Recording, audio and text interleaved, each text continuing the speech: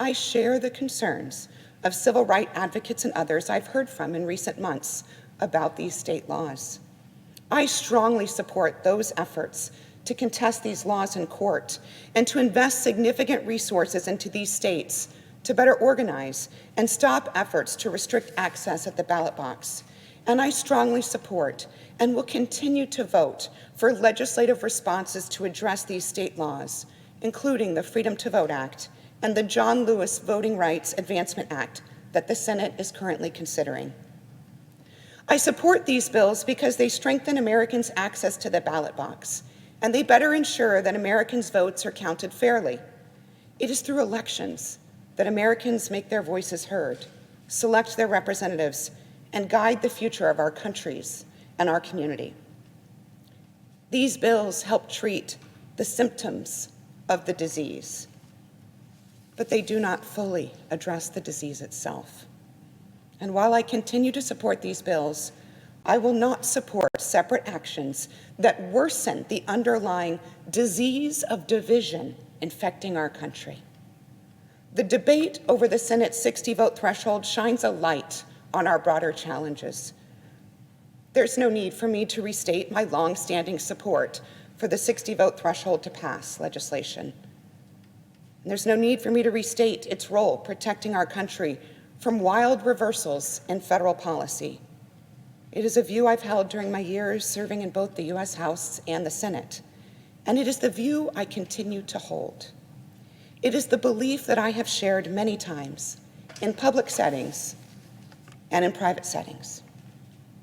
Senators of both parties have offered ideas, including some that would earn my support, to make this body more productive, more deliberative, more responsive to Americans' needs, and a place of genuine debate about our country's pressing issues.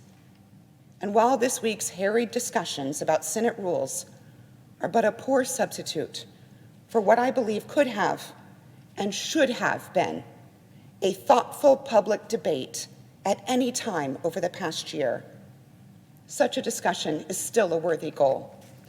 But a discussion of rules falls short of what is required. American politics are cyclical, and the granting of power in Washington, D.C. is exchanged regularly by the voters from one party to another.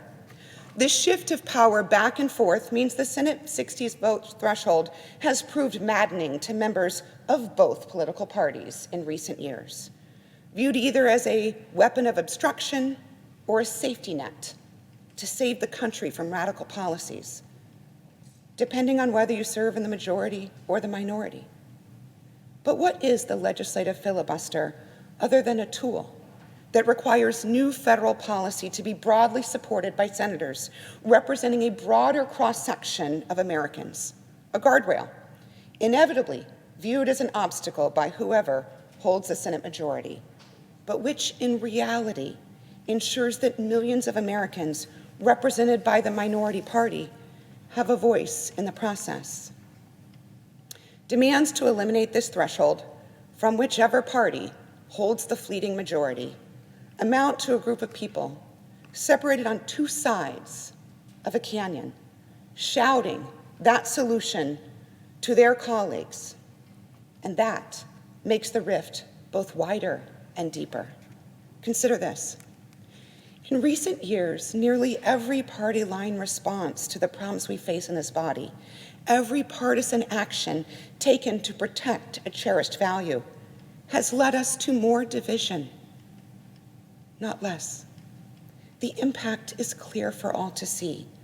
The steady escalation of tit for tat, in which each new majority weakens the guardrails of the Senate and excludes input from the other party, furthering resentment and anger amongst this body and our constituents at home. Democrats' increased use of requiring cloture for judicial nominees under President George W. Bush led to similar tactics by Republicans under President Barack Obama. The 2013 decision by Senate Democrats to eliminate the 60-vote threshold for most judicial and presidential nominations led directly to a response in 2017 by Senate Republicans, who eliminated the threshold for Supreme Court nominees.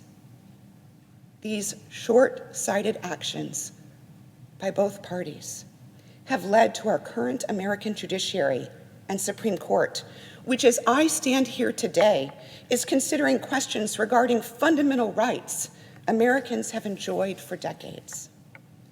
Eliminating the 60-vote threshold on a party line with the thinnest of possible majorities to pass these bills that I support will not guarantee that we prevent demagogues from winning office. Indeed, some who undermine the principles of democracy have already been elected. Rather, eliminating the 60-vote threshold will simply guarantee that we lose a critical tool that we need to safeguard our democracy from threats in the years to come. It is clear that the two-party strategies are not working, not for either side, and especially not for the country.